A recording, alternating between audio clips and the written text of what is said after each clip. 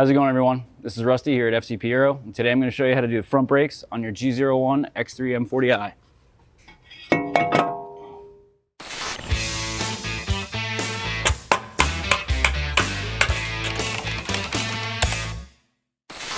Now in front of me on the table, we do have the kit we've compiled using the Zimmerman rotors along with the Ate pads. We do have these genuine shims here that are optional. However, we do recommend replacing them, as when we removed our driver's side ones, as you can see here, they are rather bent.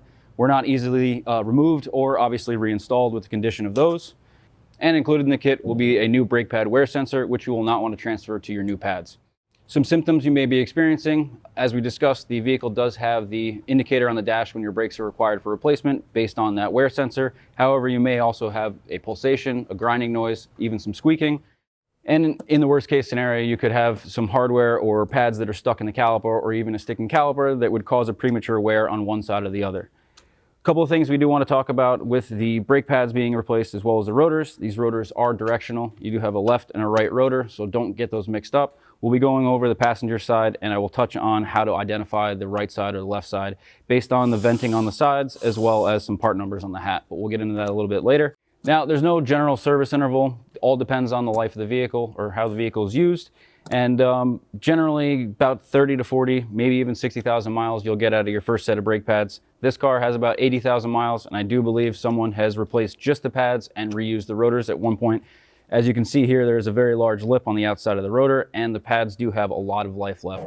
The wear on the pads does not really correlate to the wear on the rotors, so it's a good indication that someone has replaced the pads separately, which in that case can cause a lot of pulsation, can cause a lot of noise, and the pads and the rotors do not wear together, which is something to keep in mind, which is why we're going to be replacing the pads and rotors and all the hardware at one time.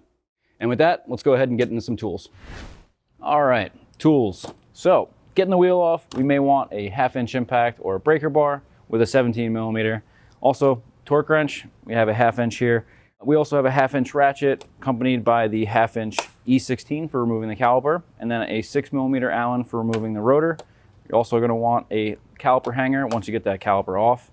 A couple of large screwdrivers as well as large pry bars will be helpful throughout this DIY. Getting the pins out of the caliper, you will want a small punch, and I'm using a 5/32 punch, as well as a small hammer. You may actually want something a little bit bigger for removing the rotor if you're in a rusty climate and have a hard time getting those off. Today we're going to use the Brillo pad here. Our car doesn't have a lot of mileage, and it's also not too rusted, so you may want something a little bit more aggressive for removing some of the debris within the caliper as well as on the bearing hat. And we also have a couple of caliper depressors we're going to be using today. Now that takes care of all the tools we'll need, so let's talk about one more key point before we get into the job. On the box of the rotors, there is a slight part number difference between the driver's side and the passenger side. The 2936 is going to be the driver's side rotor, and on the rotor itself, in front of the 2936, you'll see stamped into the rotor, there'll be an L or an R. And on the 2937, you'll have an R for passenger side. That's one thing to keep in mind, because you don't want to put the wrong rotor on the wrong side. You could cause cooling issues, and by that, we have one of the OEM rotors we've removed here. The venting inside of the rotor is actually directional. And what I mean by that is, as this rotor is rotating, it is expelling heat through the vents in the center of the rotor. And if you were to put this on spinning in the wrong direction, it would actually suck air in as opposed to letting it flow out. So it is really important that you put the correct rotor on the correct size. And before you even get started, before you even take them out of the box, make sure you have two separate rotors. The OEM rotors actually have an arrow on them that marks direction of travel. So if you're looking at this on the side of the vehicle, before you remove these, you'll notice that arrow, when at the 12 o'clock position, points towards the front of the car. And basically that just indicates the direction in which they're spinning when going down the road. So that is very, very important. Do yourself a favor, set up the rotors on either side of the car before getting started and making sure that you have the correct rotor on the correct side of the car. And with that, let's go ahead and get this DIY started. So with an impact gun, a breaker bar, and a 17, we also have a wheel lock here that you may need to locate in your trunk. We'll go ahead and remove that wheel lock first. And to make our life a little easier removing this, we're going to use a wheel hanger here that we do offer at fcpaero.com. Since we're doing the repairs on the passenger side, there is no brake wear sensor on this side. So let's just briefly touch on the driver's side real quick, and we'll go over the removal and installation of the brake wear sensor, as it's not too in-depth. So as you can see, the inner brake pad here does have that brake wear sensor, and it does simply just click into place. However, there is a little bit of a nub on one side That's the side that you want facing the rotor. When that wears down, that cuts the wire, grounds it out, and basically sets the light on the dash. So if you don't install this correctly, you'll get to a point where your brakes are going to wear out and your sensor is not going to let you know.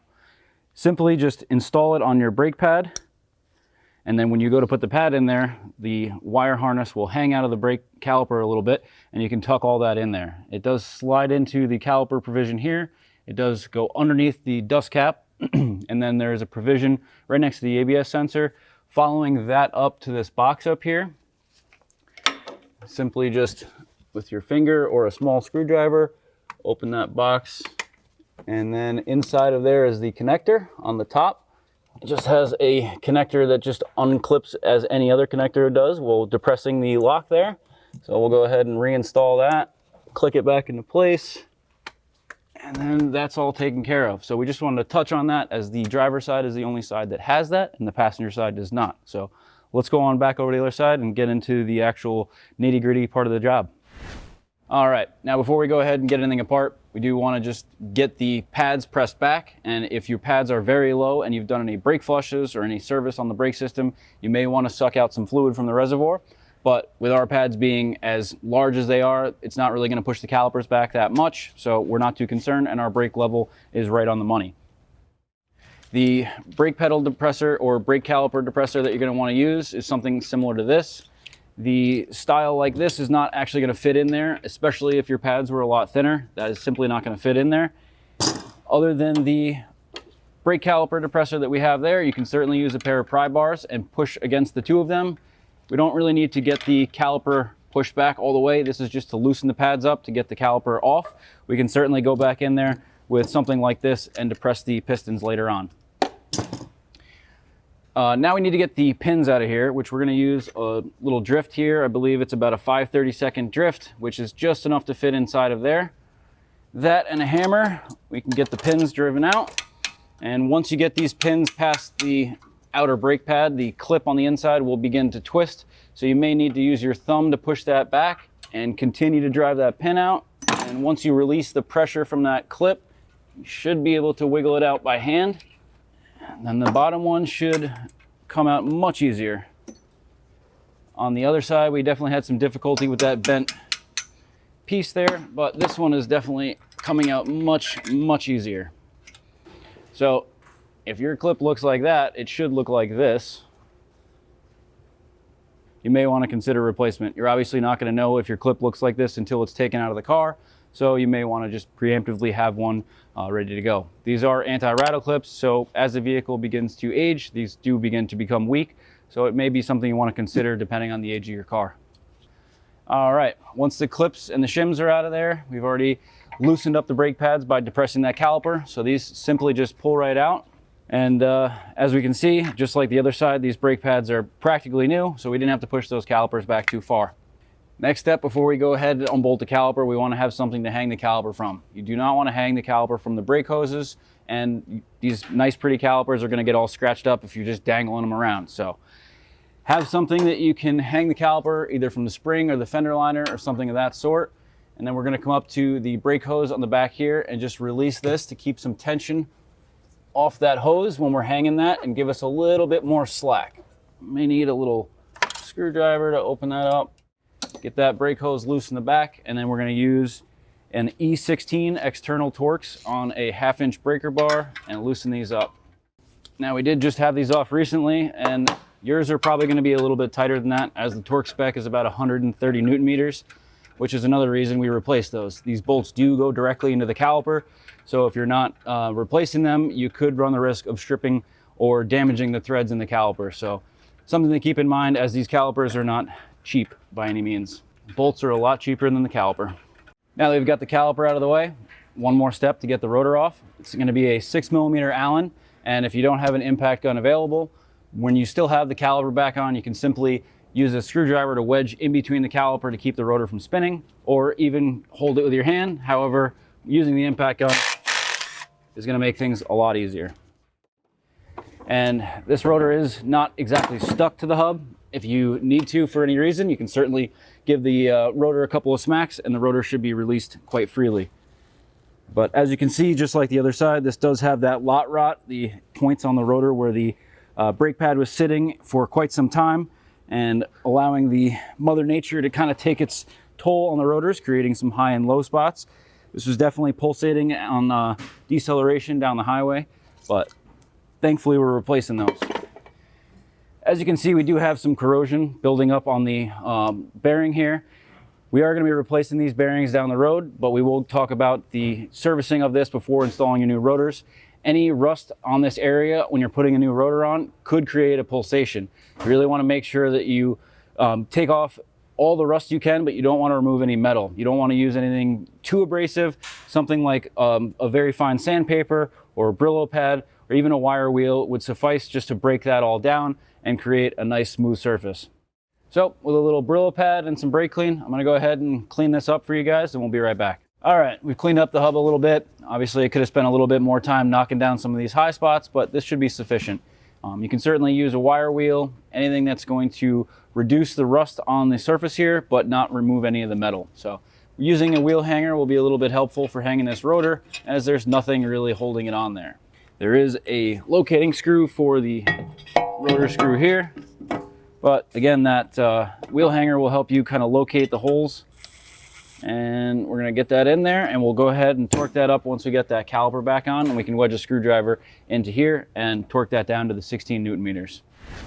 All right, now you may think we're going to go ahead and slam this all back together right away. However, it is a good time to take a second and clean up the inside of the caliper. Also cleaning up these pistons and seals, making sure that there's no debris in there from the previous set of brake pads. We also want to make sure that we have a nice surface on all these pistons, as the new brake pads do have an adhesive backing, which we're going to remove before installing. And with that, we want to make sure that we don't have any debris in there creating any noise, creating any interference, but also you want to clean up all of the points where the pad's going to be sitting. Now, if you didn't do the pry bar trick in the beginning, you could certainly use a caliper depressor like this one here by inserting it into the back, opening it all the way. And this one may reach, but we may actually need the brake pads because this one is going to be too far. So unfortunately, this one doesn't fit with the brake pads in it because it is too large, and this one will need the brake pads to be reset. So keep that in mind before you remove the pads, that you may need to do a little playing around. With that, you can certainly go ahead and press the pistons back by hand, as this is a 4-pot caliper. Every time you push one of these in, however, it will push out an opposing one on the other side. So you will have to kind of work with your thumbs around the caliper, pushing back the pistons individually. And then you'll go around and get to a point where they're all fully recessed. I only had to push that in about 2 or 3 millimeters from doing that initial pry bar trick in the beginning. So now that's all taken care of, we have the rotor on, we're ready to go ahead and throw the caliper on. Grab yourself 2 new bolts, but we're going to be reusing these because we are going to be replacing them after we do the wheel bearing in another DIY. And the torque specification for the caliper with new bolts with the E16 external torques is going to be 130 Newton meters. You really want to make sure you get new bolts in there because you could ruin that caliper if anything was stretched or is there any debris in there, but you are putting those into the caliper, so keep that in mind. The bolts are a lot cheaper than a new caliper. And now that we've got that tightened up, we do want to reinstall the brake hose up here. If you do not install this, you could have an issue where the brake line catches the tire, so really make sure that's secured on there and locked in firmly. And one more thing to keep in mind, if you're doing this on the driver's side, you will want to run the brake wear sensor, so you'll want to install that before we put the pads in there, as it is a little bit cumbersome once they're installed with the pins and the shim in there.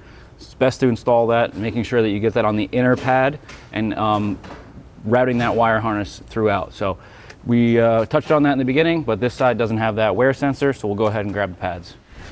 Now, as we discussed, the pads do have the adhesive backing here, and we do want to keep in mind that as we rip this off, you don't want to put your hand on that and get any debris on there. Making sure everything's clean and clear over here, we can go ahead and peel this off and place these inside the caliper. You may need to hold the rotor down a little bit there, but get those lined up in there. And then before we install our pins, they do have a little bit of brake dust on them, a little Scotch-Brite pad, something to clean up some of the debris, making sure that they slide into that caliper bore a little bit easier for you. If these don't really lock into place or they came out very easily, or your vehicle has high mileage, you may want to consider replacement. They are quite a costly item for how small they are, but this little washer on the end is basically what holds it in place. So I would definitely recommend, if the vehicle's over about 100,000 miles, to probably replace these. And the spring clip does have a provision where the rod will slide underneath them, and it does kind of lock it into place. So put the clip in first, feed the pin through here, and then lock it all in together. So that one will hold that there. When we go to install that top one, we're definitely going to have to apply a little bit of pressure against that spring to make sure that we get it in smoothly. So with my other hand, I will push that spring down, making sure that the pads get lined up and the rod goes over the outside of that spring clamp and then back through the other pad. All right, now with a little hammer, nothing crazy, just a small one will do, and the drift that we use to remove them, we are going to want to just tap this back into the caliper, making sure they're fully seated. The end of those pins do have a little bit of a bevel, and just make sure that the shim hasn't shifted or anything on you, making sure that everything is going to be free of movement. So may have to turn this to get a better swing, and that about takes care of it. We got the pins locked in and made sure that our clips are all lined up, making sure that the brake hose isn't bound up anywhere. And as I said earlier, if you have that brake wear sensor, make sure it's in the caliper recess and the small provisions here leading up to that box at the top. But let's go ahead and get the wheel on, and we're almost done. All right, got the pins installed here. You could certainly put a screwdriver inside the rotor to tighten up that rotor screw that we installed earlier.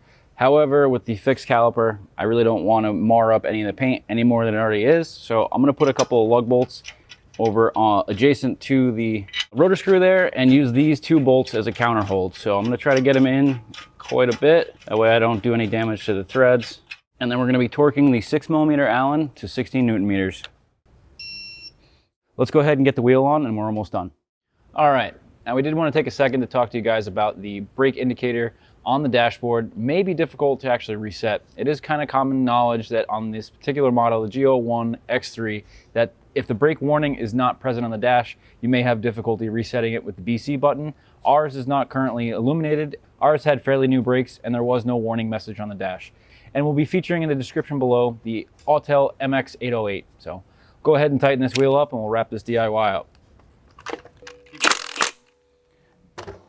All right, and that just about wraps up the DIY. With the 17mm, once we get the car on the ground, we'll throw that on a torque wrench, get that torque to 140 Newton meters, and road test the vehicle, braking in the brakes, and making sure everything is copacetic. So if you guys enjoyed today's video, don't forget to hit that like button. If you have any questions, comments, or concerns, get down in the comment section below. And don't forget to subscribe, because we might even be changing these brakes down the road here, and you're definitely going to want to tune in for that one. So. And as always, thank you guys so much for watching. We'll catch you on the next one.